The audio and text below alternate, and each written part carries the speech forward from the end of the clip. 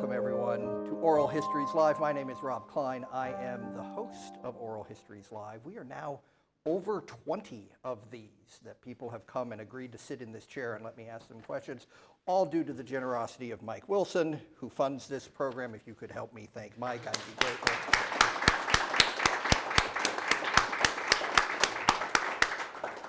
A note that it's been a big week for Tim. We've been talking about the Verdi Requiem performances at both the acoustically splendid Hansher Auditorium and the beautiful Paramount Theater. See, I'm an equal opportunity host. And there's also been a big announcement about their future programming that has made some people, how shall we say, Tim? Sad. Sad is probably a good word. You know what else it has made some people? An expert in nonprofit orchestra fundraising. Absolutely, yes. I have noticed that. And so then, on top of those two things, we stole an hour from him last night, and yet he is still here. Maestro Tim Hankewich, if you'd help me welcome him. Thank you for having me. Thank you. So we should start at the beginning. Okay. And the beginning is in Canada. I know. Cold, frigid, unbearable Canada. Yes. So tell us about, is it Dawson Creek? Dawson Creek. Like the teen heartthrob television show? Everybody thought it was the same place, but no, it's the name of the television series came far after I was ever in the location of Dawson Creek. Well, sure, I figure it's a retelling of your youth. Yeah, I wish. Yeah, I wish, and I wish we were all that hunky too. Yeah. No, Dawson Creek. For those of you who don't know where it is, and why would you? It is a small town of about, well, when I was growing up, maybe 8,000 people. Northern British Columbia. If you ever risked driving there from the border of the Washington border, it's about 16-hour drive north.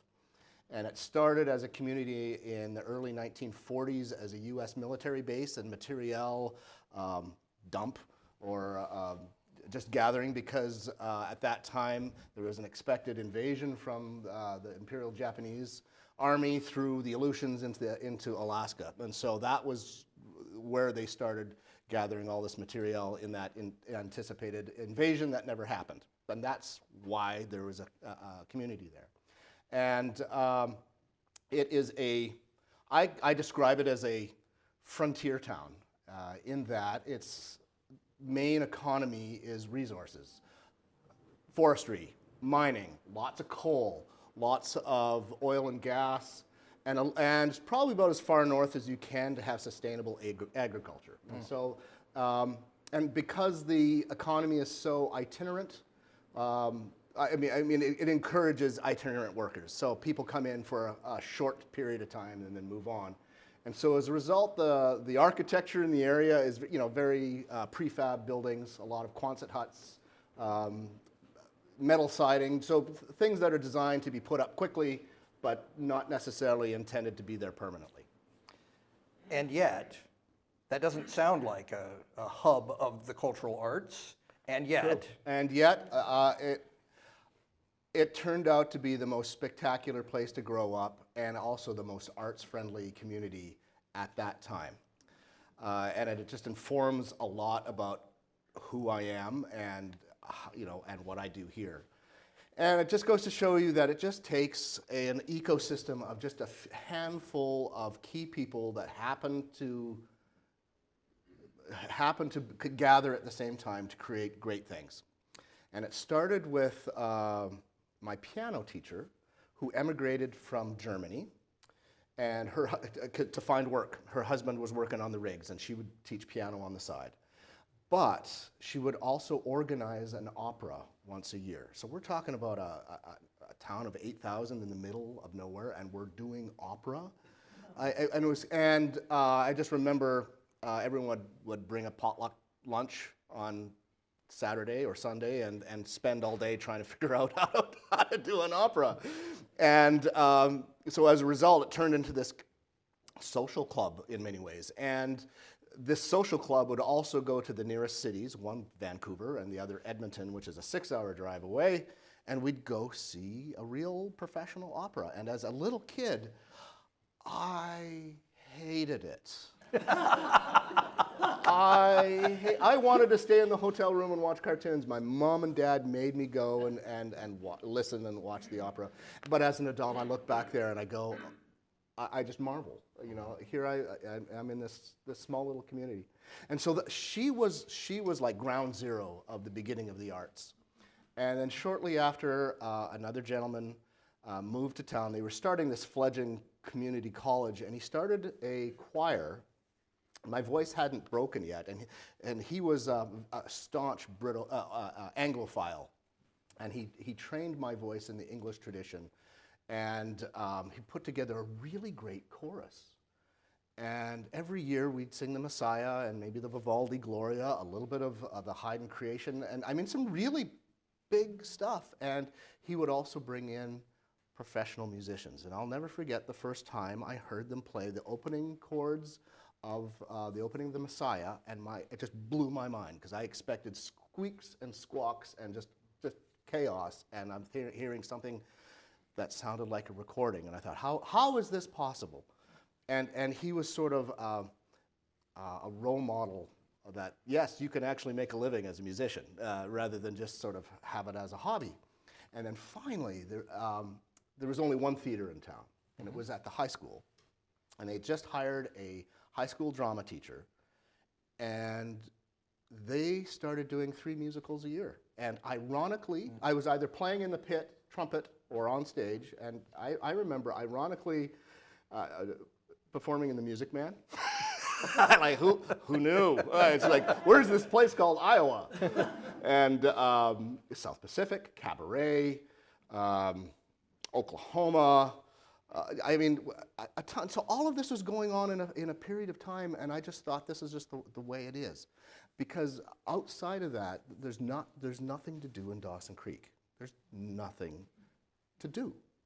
And so all these people came together to create this ecosystem where art was not just something to be studied and just put on the wall and admired from it. It was something you took off the shelf, dusted off, and got your hands dirty. And it was really about social building rather than necessarily the art of it. And I have a note that, speaking of the English choral tradition, that there was a traumatic moment when you were... Yeah, it was terrible. When that happened, I thought my life was over. I sang all the time, and then oh my goodness, my identity was completely stripped away when puberty hit. Little did I know there were also really good things coming afterwards. But you know, there are benefits getting through puberty. Yeah. I thought I was prepared for this interview. Clearly I was not. Before we talk about Tim's successful dating adventures, Dawson Creek, if my notes are right, like actually produced quite a few professional artists, as you were talking about. So because of this environment, there are 2 professional conductors, me being one of them, that came from Dawson Creek. There is a concert pianist in my same generation that came from Dawson Creek. The generation before me, the great tenor Ben Heppner came from my community. So there was something in the water there that embraced this notion that the arts can make your community better. And one of the things I've been preaching as of late is, because we're celebrating also our education programs as part of our 100th anniversary, is that there is genius everywhere, all around it. It's staring you right in the face. But it depends on whether your community is going to take the time to recognize it and nurture it. And I was very lucky to grow up at a time where that just seemed like breathing. But it can also be fleeting, because Dawson Creek's not like that anymore. Yeah. You're not going to go back and try to... I go back there every once in a while just to see. Yeah. Not to revive the scene. It's too cold. No. My blood has thinned over the last 20 years. That's no way. Right. His blood has thinned here in Iowa. Yeah. That's how cold it is in Canada. All right, speaking of, we're still in Canada because you're going to go to the University of Edmonton. Yep. And you're going to study piano and chorus. Yeah. So your singing wasn't completely done. Yeah, that's correct. So I'm a recovering pianist. So while I was still in Dawson Creek, my future piano teacher happened to be passing through town because she was friends with the local chemistry teacher at the college. And he said, hey, you should hear this kid play. Okay, so I played for her, and she said, I want you to study with me. And so I'm 13 years old, and my parents make the obligation to fly me once a month out of Dawson Creek to Edmonton. I would get up about 4 o'clock in the morning, drive an hour and a half to the nearest airport, fly to Edmonton, have a piano lesson and a theory lesson, and then fly back that night, once a month. And so that's what I thought I was going to do. And so I went to the University of Alberta, and I hated it. I mean, I'm detecting a theme. there's a theme. No, the thing is that there are different types of stress in your life. There are times, as a performer, there's a positive stress that energizes you and excites you, and you just like, can't wait to get on the stage. And then there's the other kind of stress where, oh my goodness, what am I doing? This thing could all come unraveling at any moment. If there's so much pressure on me, I could easily fold. And that's not a good pressure. And that's the kind of stress I felt. And so I realized, and the other thing, I had a very good fortune of having my best friend in university, who was a great pianist, who it would take him 2 hours to learn something where it would take me 5 or 10. And so I had to just work twice as hard just to keep up with him. And I realized, I can't do this for the next 60 years of my life. I can't do it, and I chose wisely. And then when I realized I wasn't going to be a pianist, I didn't know what I was going to do. And that's when I went back to singing, and I got my master's as a choral conductor. And my professor, Dr. Leonard Ratzlaff, had just joined the university after graduating with his doctorate from this place called the University of Iowa. And so I knew of this area through him, and his teacher often came to Edmonton to perform to rehearse us. And so there was a time when there was an association with the university and Eisenstadt, Austria. And I would go to Austria and study with Don Moses, who was the head of the choral program here at the time. And so already I had this sort of Iowa connection that I didn't realize at the time. And yet, you then decided to go to Indiana. The much hated Indiana University. where they have a truly wonderful music school, and if you don't believe it, you can just ask them. Yeah. Anyway. True that. Yeah, this is March Madness, so it's a kind of a tender spot because I went to Indiana when they fired Bobby Knight. And wow, what a time to be there. Yeah, it is a tremendous school. And it's primarily, well, it's known for many things, but opera is one of its, they've got 6 orchestras there. It's a factory. And when I advise other students who are thinking of going there, I always make sure that they have a good sense of self-identity because if they don't, they're a number. But my locker, I was 3 lockers down from Joshua Bell. Seeing him every day, what's the big deal? Seeing Joseph Gingold, his teacher in the hallways, it's funny. You, as a kid, you just don't know that you're like surrounded with like genius and the world's greats, and it was like, oh, no big deal. Yeah. So you end up with your doctorate. Yep. And you decided to stay in Indiana.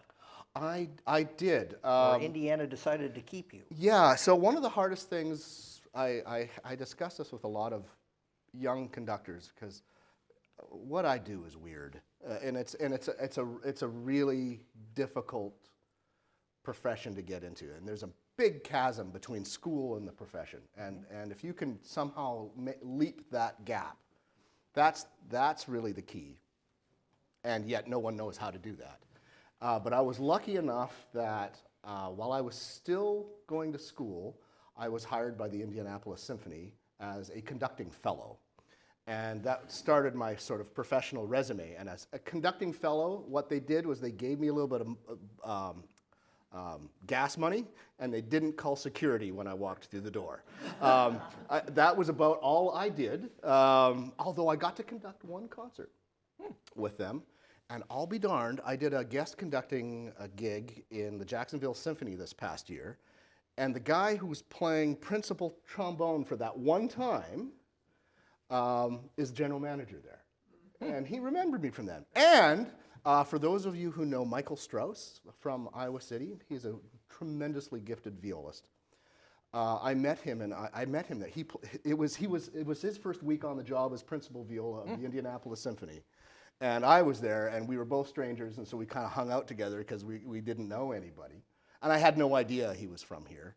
And so throughout the next 20-some years, I would run into Michael all over the place. And I didn't realize he was from here until about 5 years ago. Fair enough. He didn't admit that to No, you. he did not I admit don't know how that. to take that exactly. No, just once we were at a tailgating party, and I go, and you know, we kind of saw each other. It's like, what are you doing here? So yeah, he comes back every once in a while. So you were studying choral directing. I was choral conducting in Canada, but instrumental conducting in Indiana. Okay, and Yeah. so that's what you're doing in Indianapolis Yep. with your one concert and your fellowship and Yep. the no security. Correct. Yes. All right, and then somehow that combination of things leads to Oregon. Yes.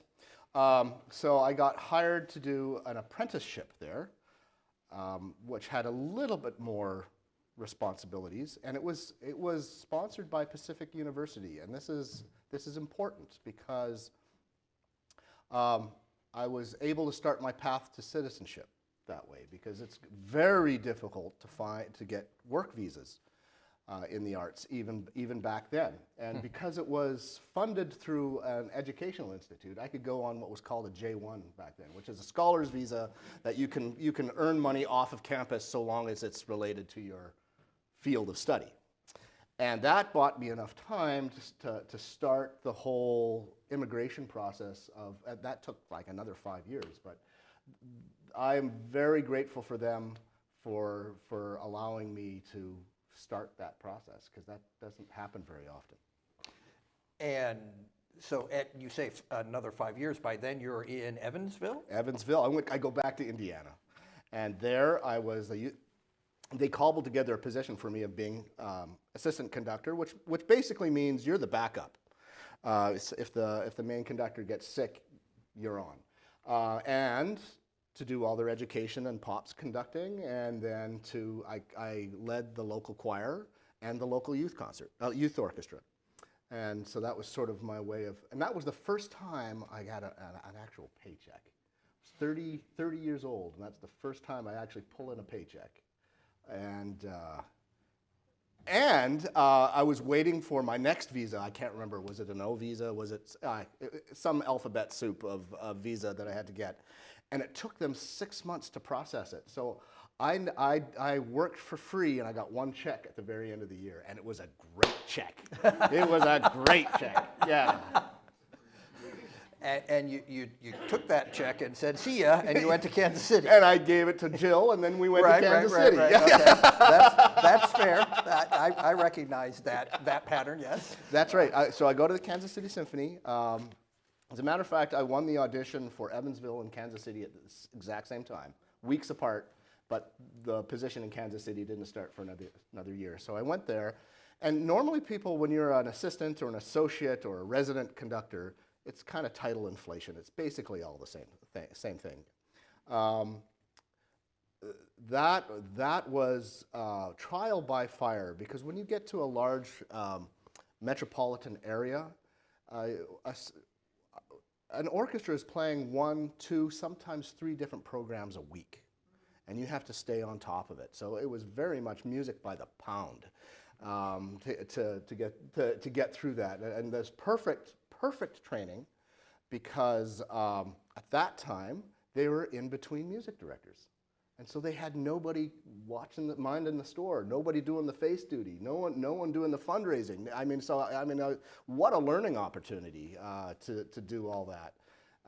And so as a result, unusually, I was there for 7 years, because usually an assistant is there for 1 or 2, and then, thank you very much, next. Purposely, to sort of force them to leave the nest, go into the profession. And also, you have a low shelf life because you're doing all the gigs that the orchestra just hates.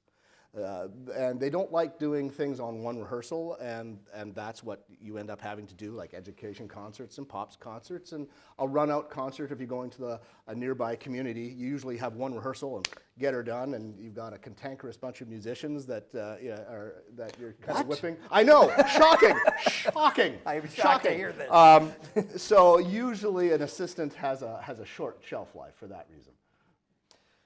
But you hung around, you got all that education. Correct, yeah. And then this gig in this town in the aforementioned Iowa opens up. There's a guy, Jason Wright, who is the executive director of the symphony at the time. I notice he is not here today. Actually, I know where he is. Yeah. It's all right. What made you want that gig? So it was getting time. I was there for 7 years, which is about 5 more years than usual. And that particular year, when I was looking, there was a handful of jobs, and this was the best one nationally in terms of artistic scope. But what really impressed me were the chambers of commerce of both Iowa City and Cedar Rapids. They did a spectacular job of sending information packets to me, the videos and just brochures and all that sort of stuff. And it was very inviting, and the orchestra also sent samples of the work, and I thought, there's potential there. And and the community kind of reminded me of where I grew up without the snow.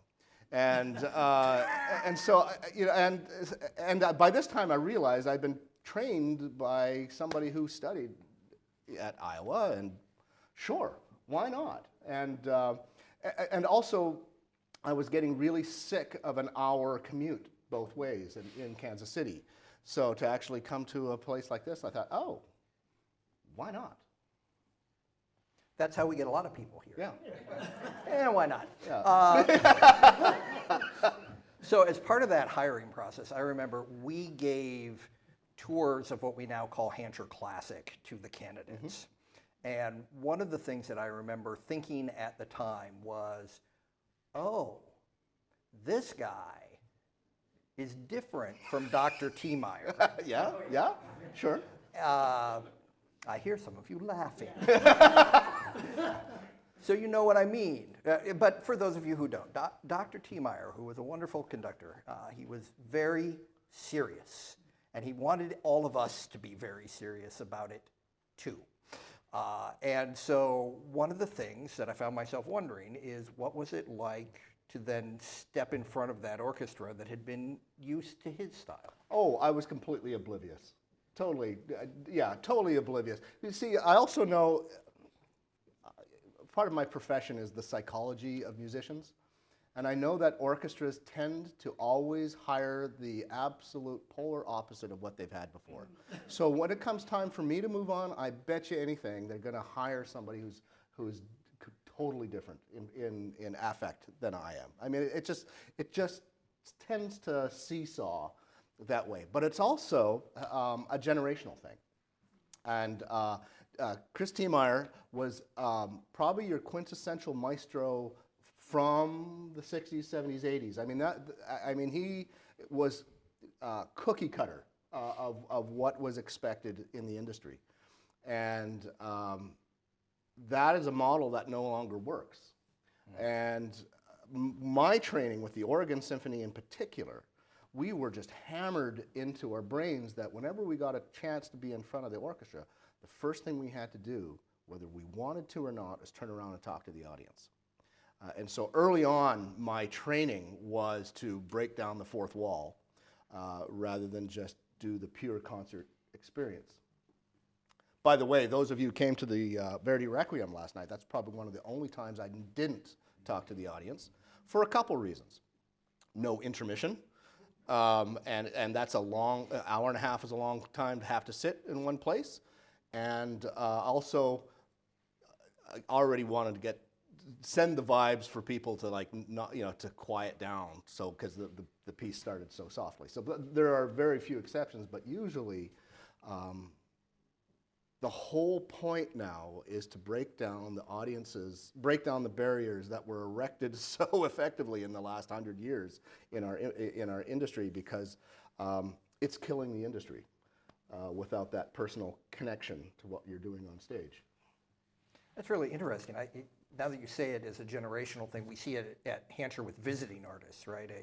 A long-standing string quartet will come out. They won't even really look at the audience. They'll play for a while. They'll leave for a reason no one is quite sure about. Then they'll come back out and they'll play again. They still won't say anything to the audience. They'll take their bows at the end, and that's the end of the night.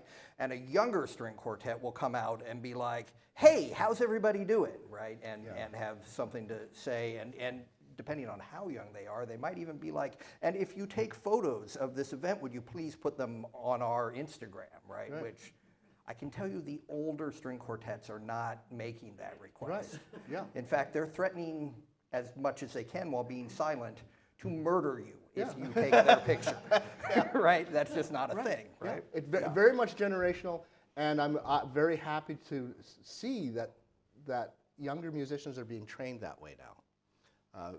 Conservatories have realized, it's not good enough to be able to play your instrument very well. You have to actually answer the most difficult question, and that is why you should care about what you're about to hear. That is really hard to communicate, and yet it's crucial for the art form. We're going to talk more about that. Yeah, and I'm already sort of worried about it because it's really hard to answer. Well, so instead of making you answer it now, we're gonna push it down Thanks the road. for the warning. I'll start thinking about it. So if he blanks out for a minute, that's because he's thinking ahead. Okay, so just for context, it's around 2007 when Tim says, Cedar Rapids, why not? 2007. Yeah.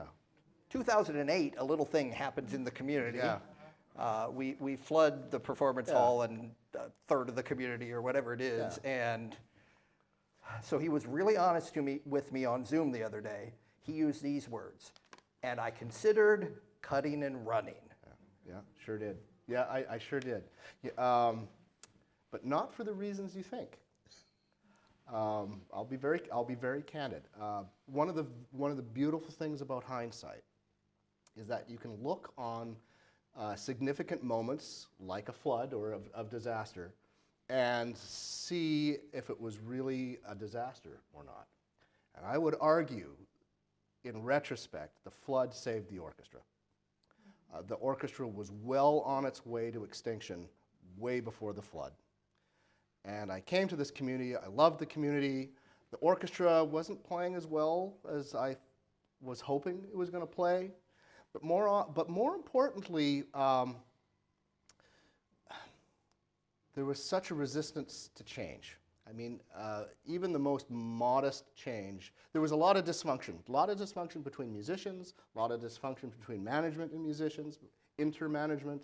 I mean, it was not a happy place. And even the most small change was met with not just resistance, but the threat to just burn it to the ground. And that is just not a good place if you're going to survive anything. And so I was actually considering cutting and running before the flood. And then the flood happened. And when you're confronted with extreme crises, it really exposes the character of a person and a character of a community. And I remember shortly after I was in Newbo area, and I was flipping burgers next to Tim Charles, who was the CEO of Mercy Hospital at the time, and we were feeding people who were cleaning out the mess. And I saw I fed Clay Jones, who was the CEO of Rockwell at the time, and he was covered head to toe in what we will euphemistically call mud. And I saw civic leaders, and so we're feeding people who are displaced, feeding people who are trying to make this place better. And I also knew that everybody had the perfect excuse not to save the orchestra. I mean, everybody was so concentrated on restoring their own lives or on their own businesses, and even secretly, people are saying, well, at least people will understand why the orchestra is going to go under. And that didn't happen. So I witnessed the character of this community for the first time at the flood. And I also was unbelievably grateful and surprised that this community did not leave the arts behind. And that was when I made the conscious decision of how can you leave a community like this if they are going to care this much about rebuilding their community. You can't cut and run. And that was the best decision ever, because this orchestra now is so much stronger and so much more resilient than it was then. And it's all because of the flood. Who would have thought? Yeah, it's interesting. The adjustable acoustics at Hancher Auditorium, we didn't have those at Hancher Classic, right? And we'd still be in Hancher Classic without the flood. And so there are ways that the arts really, we went through this extremely hard time and then benefited in some really substantial ways. So it's post-flood that you and your cohorts at the Cedar Rapids Symphony Orchestra decide what you'd really like is to hear Dennis Green intone these words: Iowa's Orchestra, Iowa. Tell me about the name change. You know, so I still have the scars from that. But hear me out. It was the best thing that we could have done, both in the short term and the long term. In the short term, we didn't have any place to play.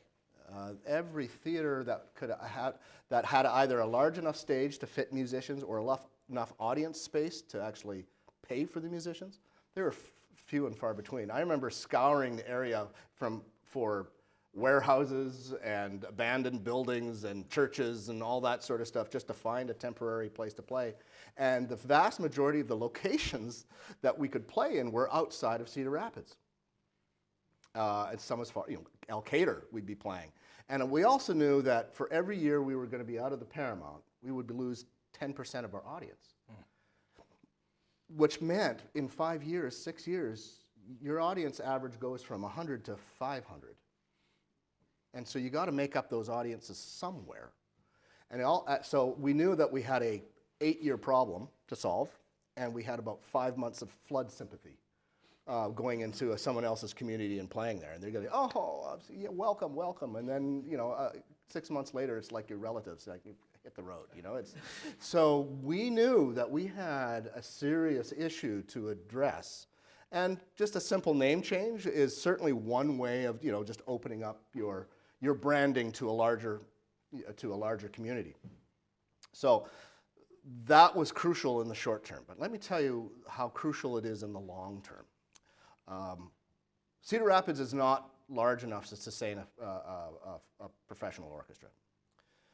You need a robust population to support an organization like this. And I'm also thinking of the extremely long future from here. I can tell you where if this orchestra survives the next 50 years, I know exactly where this orchestra is going to be in 50 years. Because every orchestra has essentially the same story in its evolution from a community orchestra to a professional orchestra. I can talk about sort of how a community orchestra goes to professional orchestra, but in this moment, right here and now, there are two types of professional orchestras. There is a per-service orchestra, which we are. And what that means is we pay musicians by a 2.5-hour chunk of time. And that 2.5-hour chunk of time is called a service. So for a Masterworks concert, often we have 4 rehearsals and two performances. That's 6 services. And we pay our musicians about $100 per service, which comes at a little less than $50 an hour. That's a per service orchestra. Then there becomes a salaried orchestra. And this is what happens in larger metropolitan areas. And a salaried orchestra is like anybody else's day job. They show up to work at 10 o'clock in the morning, they rehearse in the morning and afternoon, and then they perform at night. And their weekend, their days off are usually a Monday and Tuesday, dark Monday and Tuesday, and then they start all over. It's just like anybody else's job. But the magnitude of expense to sustain a full-time salaried professional orchestra is magnitudes more expensive than now. However, there's going to come a time when this orchestra has to make its adolescent transition from per service to a salaried orchestra. And that's going to happen when the metropolitan area's population in the corridor approaches 600 to 700,000 people. And that is kind of the economic base that's going to drive that change. Which is why I have always, since the time I came here, I've always been an advocate for the corridor as a single economic unit. Because despite differences in culture between Iowa City and Cedar Rapids, it's going to be inevitable one day that these two communities are going to just like collide together in growth. It's already happening. And that's why Orchestra Iowa is of a bigger geographic footprint, because it's going to eventually be the branding for a larger professional symphony orchestra. That's well put. I do want to, he called it a simple name change. The great Candy Wong and myself, we work in marketing. We're happy to tell you there is no such thing as a simple name change. No, not. Yep. Particularly for an organization with the history of the Cedar Rapids Symphony. Yeah. But when you're the guy who waves the stick, it seems really easy. Yeah. All right, so that's what you see as the future. Just as a side note, that per service model is like the same model the Cedar Rapids Municipal Band uses, right? Like it's a very common model in communities of this size.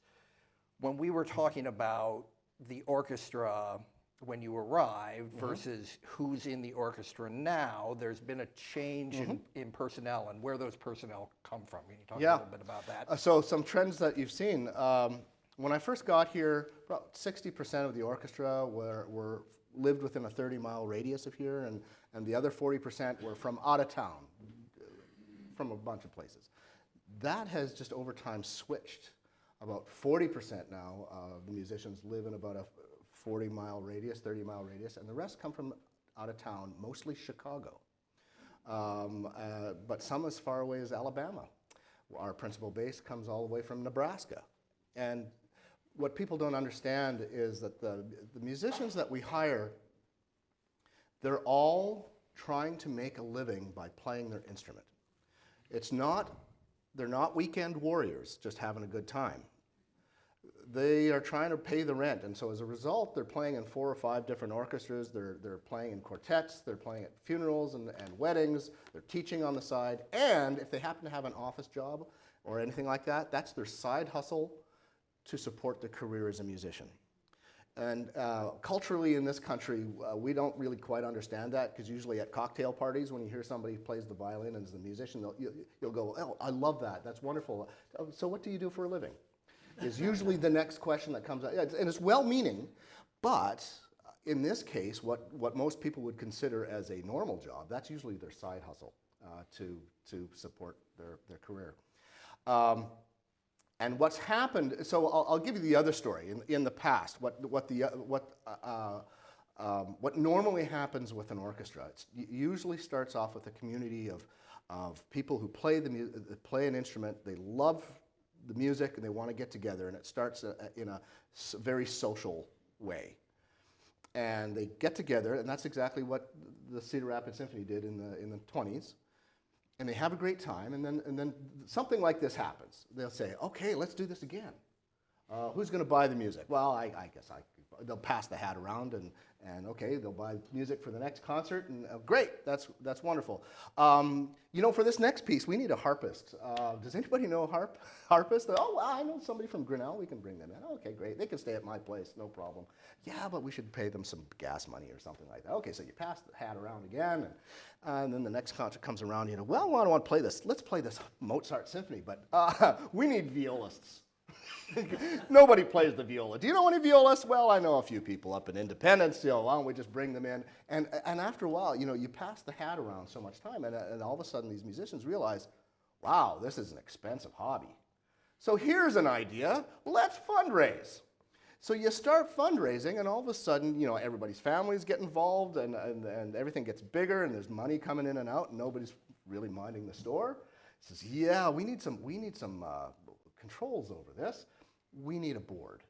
And then so you have somebody overseeing. The darkest words in arts. And anybody. We need a board. Yes. And anybody who's ever worked on a nonprofit board, a working board, realizes there's not enough hours in the day to keep up. And so the next thing is, you know, we need to hire professional management to take care of this because, wow, this is just too much. So you see how it starts to snowball. And then after a while, what happened under my watch because of the flood, to save money, we had to change the rehearsal schedule. We used to have 5 rehearsals and 1 performance, and those 5 rehearsals were scattered over a 2-week period of time. Monday, Wednesday, weekend off, Monday, Wednesday, Friday, concert Saturday. And when the flood hit, we didn't want anybody to suffer in pay. So what we did is 4 rehearsals and 2 performances, because it took us 2 performances to make up the audiences that we lost. Okay, but you know what? We're also paying a whole lot of money on mileage. So you know what? Let's condense the rehearsals, and this is what most full-time professional orchestras do. So sometimes we do 2 rehearsals on a Thursday, a rehearsal Wednesday night, 2 rehearsals on a Thursday, maybe a Friday morning, and then concert Friday, Saturday, something like that. Compress it in. So you're not paying mileage 5 times, you're paying mileage maybe a couple of times. And so all of a sudden, you've got this reduced, compressed rehearsal schedule. Well, all of a sudden, if you're not a professional musician who does this, that is a huge demand on your time and your abilities to get through a rehearsal like this, because there's no fix-it time. You're either ready or you're not. And so all of a sudden, the expectations go through the roof.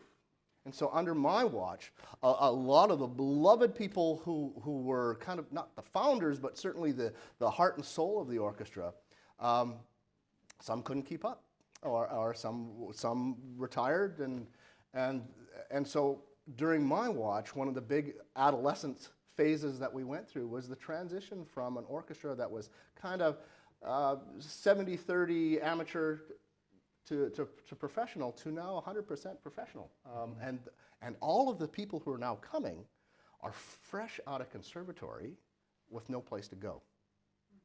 And when we have a position open, we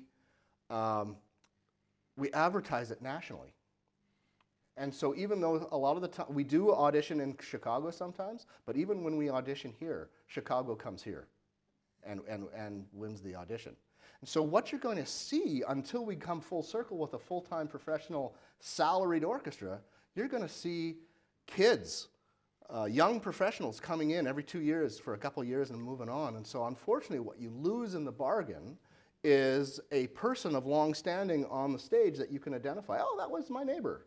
You know, that doesn't happen now because just because the demands of the reality of how to get things happening, how things work, it requires people of incredibly high skill now. And so, yeah, there you go.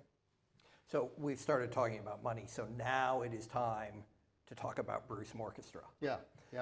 Here's how good this guy is. I'm on Zoom with him, and I'm talking about pops, concerts as money makers, and I'm suggesting that Bruce Orchestra must be a money maker, because if it wasn't, I mean, I work in the nonprofit arts, right? If it wasn't a money maker, you wouldn't do it. And this man says to me with a straight face, well, you know, it's kind of a loss leader for us. We may not be able to do it much longer. And 2 hours later, they announced that they weren't going to do it anymore. Yeah. I almost called you. Yeah, I know. It's like, oh God, what do I say? Ah. So, Bruce Orchestra. It's a real catch-22.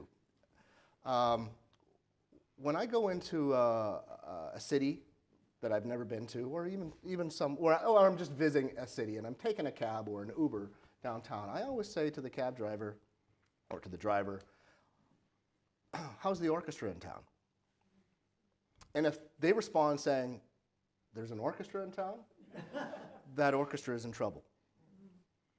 And whether somebody likes classical music or not, or symphonic music, I don't care. But they better know that there's an orchestra here. And Bruce Moore happened because we had no place to play. But I also knew there needed to be a community event that was for everybody, regardless of their taste in music. And that it was okay for kids to be running around and blowing off steam while we're playing Tchaikovsky or what have you, and create an environment so that at least once a year, somebody knew that the orchestra existed. Now, the brutal facts of the monetary side of things, one of the keys to that is to have affordable tickets. And so when you've been there, you've seen like 3,000 people out there. But 3,000 people at $10 a ticket, that's okay money. But the staging and the power, the generator, the lights, the sound, the porta potties. You would be amazed what porta potties cost. Yeah. So when we first started, it cost about $20,000 in that sort of operational cost, not including what the orchestra cost. The orchestra costs about the same, as a matter of fact. What was heartbreaking for me is in a matter of 15 years, that same stage and that same setup went from $20,000 a year to $60,000 a year. And yet the orchestra costs sort of kept up with inflation, so it didn't really change over time. And so when you have that kind of rapid growth in overhead, that was really what sadly made the board talk about a very difficult decision, because it's important to do that for the community. And you saw, those of you who saw on social media, right, there was a lot of sadness that came out. But there was also an awful lot of criticism, right, that was like, oh, this is such a big mistake, families love this thing, et cetera, et cetera, et cetera. But the thing about a loss leader event is that it has to put butts in your actual seats at your home concert place. Yeah. So all of those folks who went to Bruce Orchestra and that was their only impact with Orchestra Iowa, they were not helping to make that event sustainable, right? And that's true of your Hansher Auditorium, it's true of Orchestra Iowa, it's true of Theater Cedar Rapids, right? Like the core work has to be supported or the community service work simply can't continue. Right? I got to say, artistically, it's also the hardest concert to actually program. To do something that showcased the orchestra playing music that they're designed to in a manner that's not scary, that is also has a lot more diversity in its style. So it's not, because the last thing you want to do is like do this incredibly serious, turgid kind of serious music outside when you have this opportunity for such joy, you know. And so I remember one of my favorite programs is when, so on paper should have been terrible, but it was it was brilliant, if I do say so myself. And he does. And I do. It was a cowboy program in a weird sort of way. And I'm not sure if you were there, but we had a country band up there, and we played a little bit of Copeland's Billy the Kid, and then I had the band play the folk songs that were in the Billy the Kid, and then we did Michael Dougherty's American Gothic and the middle movement quotes Down in the Valley, and so I had the band play Down in the Valley before I played that, and then we ended with pictures at an exhibition, and we just did the pictures of Grant Wood and all that, which was great. But if we were to do that exact same program musically indoors at the Paramount, people would have said, what a stupid program.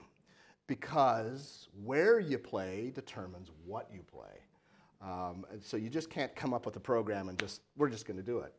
You have to really be mindful of who you're performing it for and where you're performing it.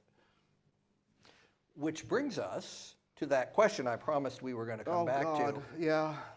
Why is what Orchestra Iowa does important? Well, I come back to my childhood. I come back to my childhood because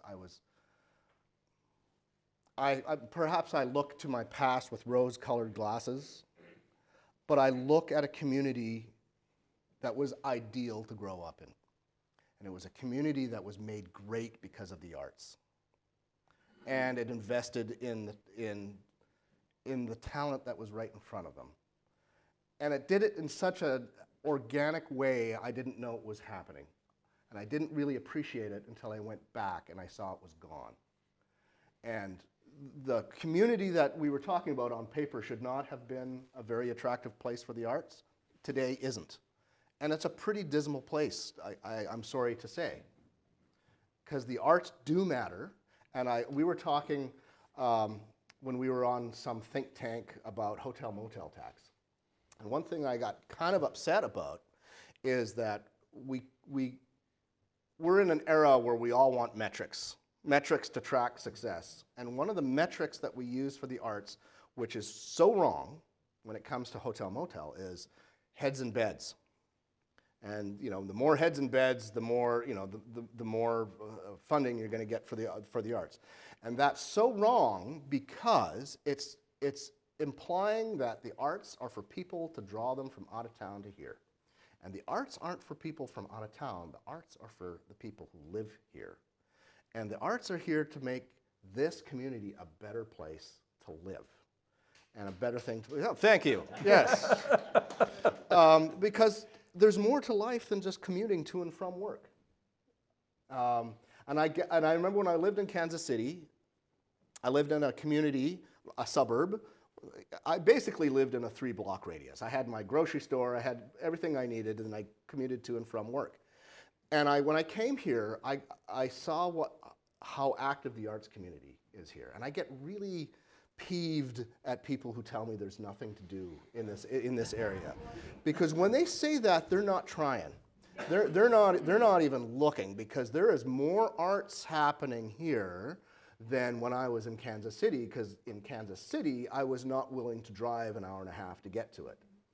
And so when I came here and I see this ecosystem that, frankly, I don't know how we sustain it, but we seem to do it. We're really good at our jobs. We're really good at our jobs. I think I wish Iowans would really understand that in the arts, we are often faced with the question, why can't you operate within your means? And you know what? The arts are really good at tracking costs to the penny. I would argue that the nonprofit arts in this area are probably more responsible with your capital than anybody. The one variable, unfortunately, that we can't control is who's going to show up. What is the revenue you're going to generate in tickets, and what is the revenue you're going to generate in philanthropy? And there are changes on the horizon.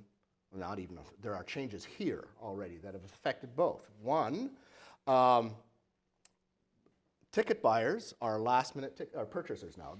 The whole subscription model does not exist really anymore. And it used to be very handy because you would have a sack full of cash and subscriptions at the beginning of the season, and you could triage it all the way through your season. Now, people will decide if they're going to go to a concert maybe 2, 3, 4 days in advance. And it makes your job terrible because you don't know if you have a success or a disaster on your hands until it's too late.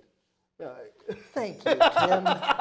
Well, or are you going to put more marketing dollar towards it? By the time you know whether you should or shouldn't, it's too late because of the change in purchasing habits.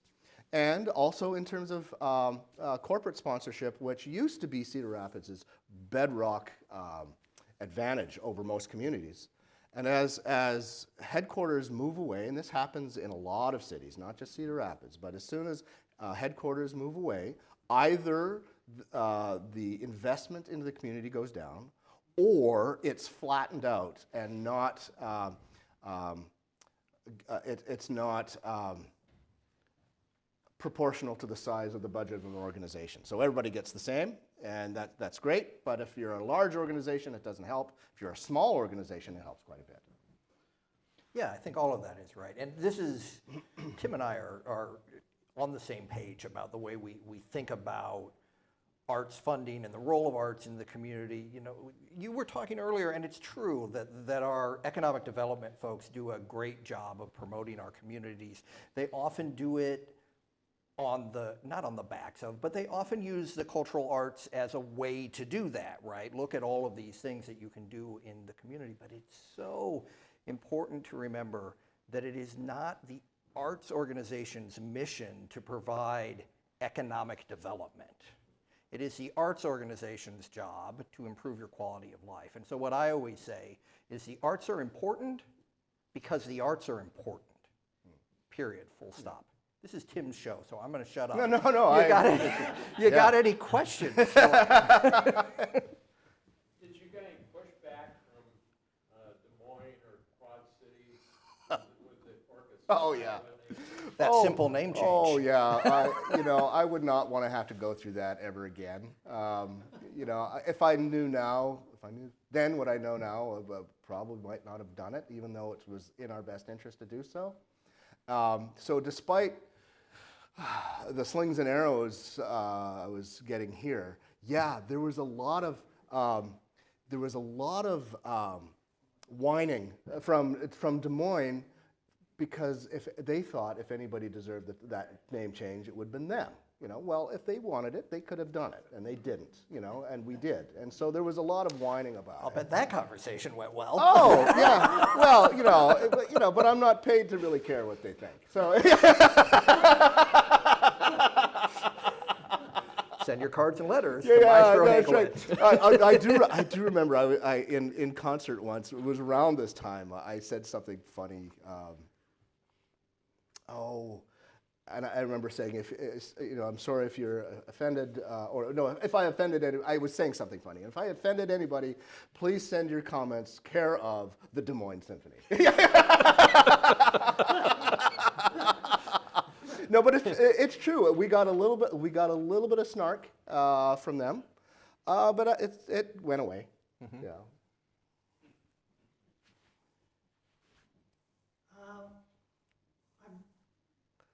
Sometimes when I'm reading stuff about orchestras, yeah, and most people in the audience see the conductor. Right. They see you,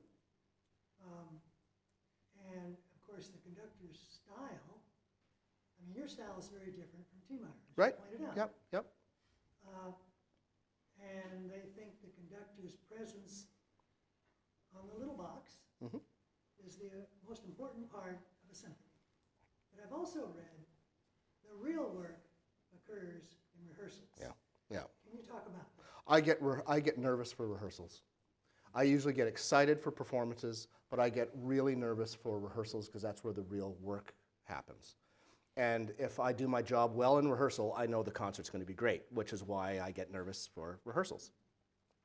And sadly, the conductor. Well, we get all the credit, and but it's really the musicians that are doing the hard work. They're the ones making the sound. In rehearsal, the reason you have a conductor is for the efficiency of putting the piece together, so that the musicians don't fall apart and that they're comfortable enough to play. And yet you also have to give the vision of the framework of the interpretation of the piece, and it's all there to save time. Because if you had 100 musicians without a conductor, you'd have 100 different ways of doing something. So, but at the end of the day, it's the musicians who are doing the work. So if you hear an exemplary performance, yeah, sure, the conductor gets the credit, but it's really the musicians who were empowered during that week to rise to the occasion. But then what is the role of the conductor to evoke that during rehearsals? What do you do? That is the secret sauce and kind of the voodoo, because I'm not a very serious. I am a serious person, but I'm not a very stern person. However, because that's not who I am. But if I tried to be that way, I would be inauthentic. There are other people who are just like serious, and if they try to crack a joke, it just falls like a lead balloon because that's not who they are. But the really great conductors are authentic to their own personality, and that personality shows in the way they communicate with the orchestra, either verbally or just in terms of physical gesture. Now, I'm going to tell you something that you might not believe, because it took me a while to really believe it. Just by standing in front of the orchestra is going to sound different. Even if everyone's doing the same gesture, the orchestra is going to sound different depending on who that person is. It's a weird, psychic sort of thing. But just the way you are you and the way you move has already affected the way the music is going to sound. Okay, follow That's on. right. One way, and then yeah. Okay, just to follow. Yeah. To what degree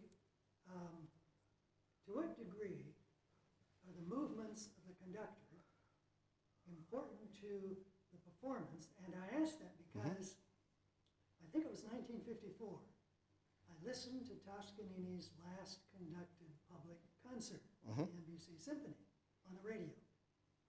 And at one point it went off the air, saying there was a glitch. Well, what I read afterwards, Toscanini apparently was overcome. This was his last concert because NBC had said it's over. And he just stopped conducting and the orchestra fell into disarray. Right. To what degree is it important that the conductor be keeping the beat and all that stuff? Okay. Toscanini was from a pretty autocratic time, and that orchestra was too damn scared to do anything without him. And that is also, we're seeing this in the political field today of what happens to autocracies. I mean, everybody falls in line, but they also fall apart really quickly. And that's sort of part of the answer. What a conductor does, at least what I do, is more affirmational. Because everybody here, from a musician's point of view, if I'm doing my job, they think I'm always looking at them. But I'm looking at them right at the moment they're looking at me. Because they're looking up, am I right? Yeah, okay, I'm going. So even though the violinists are playing like this, they're paying attention. The most stressful moment in any symphony is not the violins who are playing a billion notes. It's the cymbal player who plays one note. Because as they're getting ready, the last thing that goes through their mind is, am I right? And so I'm there to say, yes, you are. You just get rid of doubt. Because if you can help the orchestra eliminate doubt, they take better risks. And then they play with greater edge and energy. But if you're an autocrat and you're on them all the time, they play defensively. They might play tighter and more accurately, but it usually comes out very boring. And so, yeah, the way, if you're playing something like a Beethoven symphony, if they're a good orchestra, you could kind of give them the downbeat and walk off and have a cocktail and then get paid. If it's something like new music, like Rite of Spring or anything that's more complicated, sometimes they just need you for the roadmap. But what they really need the conductor for is affirmational and to get them through the rehearsal process so that they can perform by the concert. I think I finally understand why saxophones aren't in the orchestra. Oh, yeah. Because we, saxophone players, we don't experience that doubt at all.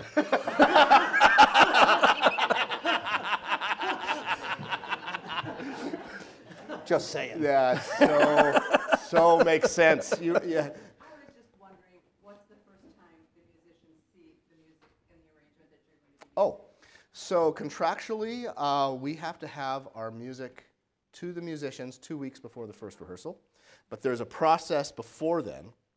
So when you see violins or string players using their bows and the bows are going up and down all the time, at the same time, hopefully, that is choreographed for a variety of musical reasons. And so what ends up happening is about a month and a half out, the concertmaster puts their bowings in, and then that copy goes to the second violinist. The second looks at their bowings, and compares their part, and then puts their own bowings in, and it goes down to the violist, goes down to the cello, and goes down to the bass, and then it all comes back to the librarian, who then transfers all those bowings into everybody else's parts, hopefully in time before 2 weeks before the first rehearsal. And even to this day, our librarian is like, and we're always on whoever the principal is that week, because if they're late on their bowings, I mean the whole system can collapse. Yeah, here and then. Yeah. Lars was one of the singers, and what I was so impressed with, and I didn't realize it until just this week, you had sent out a PDF of the pages of all the music that they were singing with all their markings. Yep. Pianissimos or everything and what to watch for, and they basically Yep. all transcribed that in their own books. So when you sat down together, everybody knew. Everybody knew where they were going to breathe. Yeah, exactly. Yes. And when did you start doing that? So I've done the piece before. So I did it a long time ago, that takes about a week to do that. But that's one of the few benefits of getting older, is that you can always go back onto your old work. And so I had that in file from the last time I did it. But I do that with choirs all the time, because nothing is messier if everyone's breathing at different places, or pronouncing things differently, or cutting off at different times. So if you can mark that in the score, it just saves time. If you go to the first rehearsal and I start telling you that, everybody's trying to find their pencil, you've lost. Right, exactly. And he was just most appreciative, and I Yep. found it just fascinating. Yep. You said that the venue tends to limit the material you can play, Yeah. and I would just kind of guess that the Paramount and Hampshire are kind of similar in that. So now Yep. with the demise of Bruce Orchestra, what would you propose you might want to do strategically to regain the breadth of the material you can do, and Right. which parts of the potential audience you can draw in?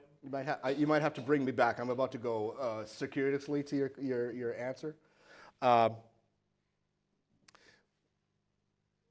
In the immediate aftermath of the flood, we would start our season with Bruce Moore, and we would also end it at the ballpark with a concert. If you recall, we had to give that tradition up too, because getting a stage that can be built and torn down in 40 minutes is a very pricey thing. And so if you're going to perform at the ballpark, you're not going to be performing a Brahms symphony. Just know your audience. And so that's why where you play determines what you're going to play. Yeah. It's a great place for saxophones. Yes, It's great true. place. So what we're looking at now is McGrath Amphitheater, because the stage is already there. So that'll be a huge reduction in cost, and also the view of the city is great. We're toying with calling it Jailhouse Rock. Your marketing director is not toying with calling it Jailhouse Rock. No, but I am, because it's perfect. You're never gonna duplicate Bruce Moore, because it's the classiest place in town. I mean, it's gorgeous. And there is a drawback with the amphitheater, and that's because it's wide and not deep. And so if we were to draw the same size, hopefully, if we were to draw the same size a crowd to the amphitheater, most of them are going to be looking at the wings, not head on. So right now we're thinking, do we try and duplicate Bruce Moore at McGrath, or do we come up with a brand new animal with its own identity? And I don't know what the answer to that is. But McGrath is going to be part of that future, just because that just eliminates a crushing amount of debt. Yeah. What is the position of an arranger? Oh. You're speaking my language. I love that. So Settle in. yeah. So one of my weird hobbies, and it is a hobby, over the summertime, I write Christmas arrangements. And you would be surprised how difficult it is for orchestras to play Christmas music. There's a lot of music out there that doesn't sound very good. When you buy a recording of the Boston Pops, for example, or something like that, they have armies of arrangers that they write their own stuff, and it's proprietary. So when people ask me, can you play this? I have to say, no, we can't, because A, we would have to rent it if it was even available, and it's usually not available. It's just proprietary. So what an arranger does, it's kind of on this continuum of being a composer. A composer will come up with their own tunes and their own way of fleshing it out for orchestra. I'm terrible at that.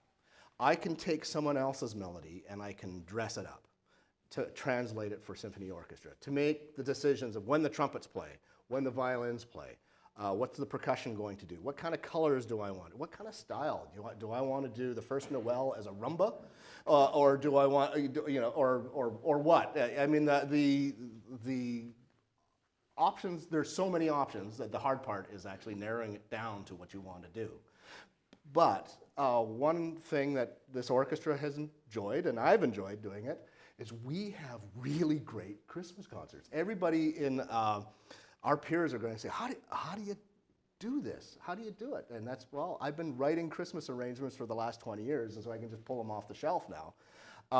And it's getting more tricky because licensing is getting harder and harder.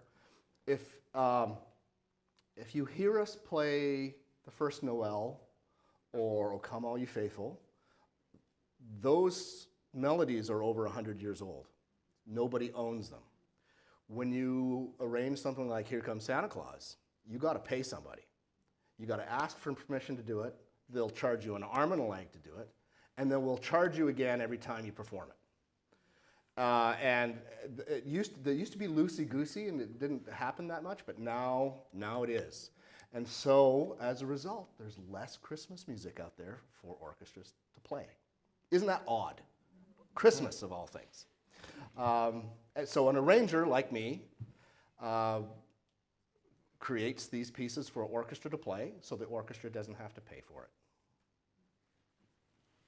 All right. One more question, and then I have two for him. Oh, Go ahead. Yeah. Following on the arranging, Yeah. some composers have, like Pictures in Exhibition, I Yeah. think it was originally written for piano, Yep. Ravel. Yep. and then Ravel? Yep. Oh, no, excuse me, Mussorgsky, then orchestrated by Ravel. Yes. Okay. But when you see in a program, normally the arranger isn't mentioned, only Right. the composer. Right. And yet the arrangement is every bit as important Yes. as part of the performance. Freddie Groffet Right. was a great arranger Yes. for his own stuff and for other people. Right. How come the arrangers who really make it for the orchestra, how come they aren't getting the same credit? So in the case of Pictures at an Exhibition, Ravel was one of the first to actually orchestrate it, and it's the best one. That's what everyone plays.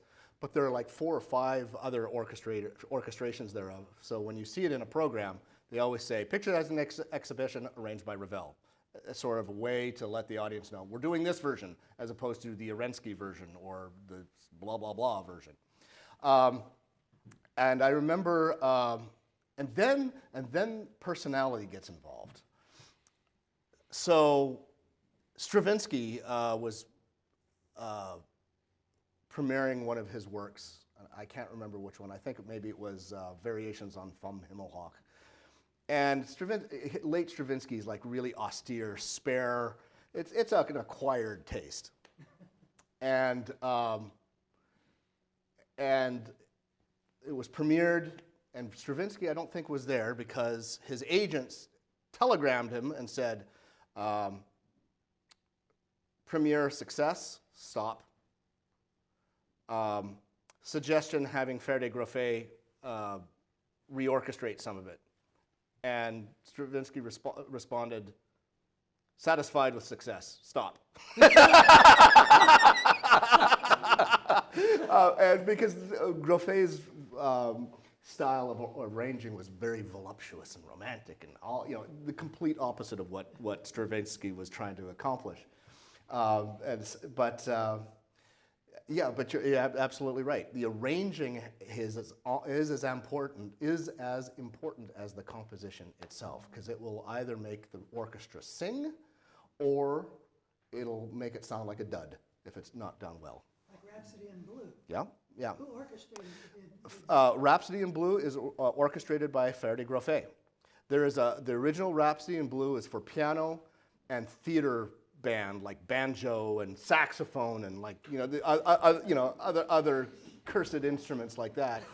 and sorry, Paul Whiteman did that one. And then it was reorchestrated by Faire de Groffet in the current form that everybody knows and loves. So Gershwin didn't do any of He did not do that. He did not. He gets all the credit. Of course, yeah. But it's also force of personality. Also, when Ravel orchestrated Mussorgsky's pictures at an exhibition, Mussorgsky was already dead. And so, whereas Paul Whiteman or Groffet, they're already tinkering with somebody's music who's still alive and kicking. All right, here are my two questions. Okay. The first one is based on a note I have that just says, Kansas City, Tim, hot microphone.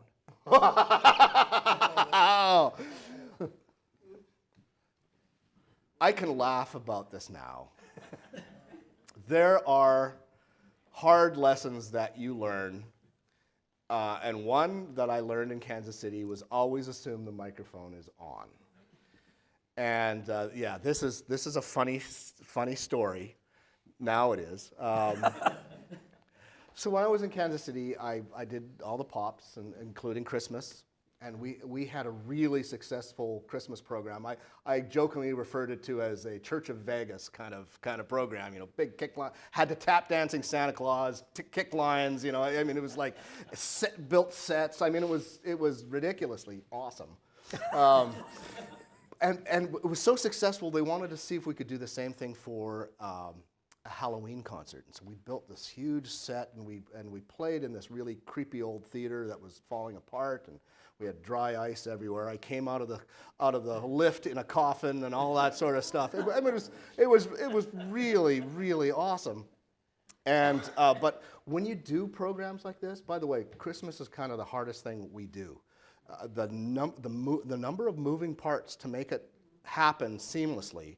If you don't notice anything, we've done our job, but you have no idea the razor's edge of disaster those programs go through. And this particular program was scripted, and had another actor involved, and the shtick was something like I was selling my soul to the devil, and then there was a payoff in the second half of the program. But we played really great stuff like Creatures of the Black Lagoon and Twilight Zone and all that really great stuff. And we had performed it once already seamlessly. It just went great. And I remember the orchestra also dressed up in costume, and we're having a great time. And early on, I give the downbeat to the Twilight Zone. Nothing happens. The blink, blink, blink, blink, blink, blink, blink, blink. It's played on a synthesizer. And I even remember my best friend was playing keyboard, and he was dressed up as a surgeon with blood all over him, and he's like, and so I thought, oh, the sound guy just missed something, so I just give a wind up like this and give the downbeat again. Nothing. I'm going, damn. So I go, start at letter B. So we skip the opening and we go straight to the rest of the Twilight Zone. And I got to tell you, the Twilight Zone without bing, bing, bling, bling, bling, bling, bling, bling, totally unrecognizable. So already I'm kind of fuming a little bit. And I turn around and I talk to the audience. No sound. And you might remember there was a Sprint commercial that was very popular back then called "Can You Hear Me Now?" It's like, "Can you hear me? Can you hear me now?" You know, and it was the most crucial part of the whole program because it set up the whole conceit or the whole idea where I'm supposed to sell my soul to the devil. And so I can't just skip to the next piece or the whole program's not going to make any sense. And so I'm saying, "Can you hear me now? Can you hear me now?" And it was the only time in my entire career when I had to give it up and I actually had to fess up to the audience and saying, "Ladies and gentlemen, I'm terribly sorry. We're having technical issues. I'm going to have to leave the stage, and I'll be right back once I know what's going on." I mean, it was the march of shame, man. And I walk off, and I said, "Who the hell's working sound?" Right at the moment that they solved it. No, but what's worse is I was thinking the F-bomb, and it came out properly, thank God, because if the F-bomb came out, I would have kept on walking. And man, the audience laughed, and the orchestra laughed, and I come back on, and then the actor who was playing the devil comes in and says, "Tim, I hear you're having a devil of a time with the sound." Yeah, that could have ended my career. And the lesson was always assume that the microphone is on. Okay, so that's one piece of advice that you would give out. We always ask our guests to reflect on what you might say to a younger version of yourself. What advice you might give. Yeah, it's going to work out. It's worth taking the risk. I was lucky to have parents that didn't know any better. So I never got the speech of, just in case, maybe you should go into engineering. So that's, and the other is keep the joy. That's my job. I mean, our musicians, they work so hard and we pay so little, and they live in their car going from gig to gig to gig to gig. And it's really easy for musicians to get jaded and go into very dark places because their lives are usually pretty miserable. And so it's my job to keep the joy alive so that they'll come back and still grace us with their talents. So yeah, it's all about joy. It's all about joy. Look at him, give me a way out of the program. We are very joyful that you joined us today. I am very grateful that Tim was not his usual taciturn self and was willing to answer all those questions. I feel joy that Mike Wilson continues to support this program. We will be back in May with a program related to the Wounded Knee exhibit that is here, so I hope you will join us then. Again, my name's Rob Klein. This is Oral Histories Live, and we're so grateful that you were here today. Thanks very much. Thank you.